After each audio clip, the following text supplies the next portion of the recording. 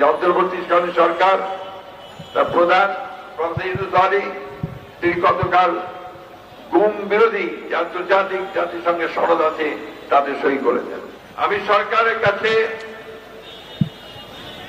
আহ্বান জানাতে চাই যে আপনারা জাতিসংঘের এই আন্তর্জাতিক মানবতা যে কমিটি আছে তাদের সঙ্গে কথা বলে গত 15 বছর থেকে আজ পর্যন্ত যতগুলো মানবতা বিরোধী অপরাধ সংঘটিত হয়েছে, হত্যা হয়েছে, গুম হয়েছে, প্রত্যেকটি তদন্তের ব্যবস্থা করুন।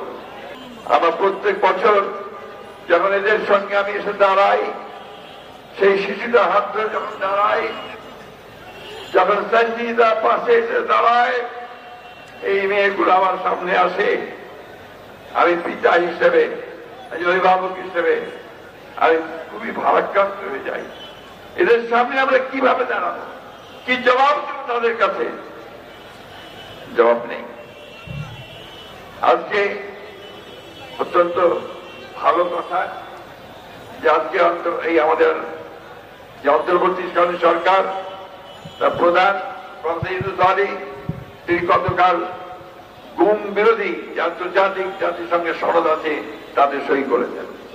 আগে আপনারা জানতেন যে আগের সরকার এটাতে সই করেনি। আজকে আরো ভালো লাগছে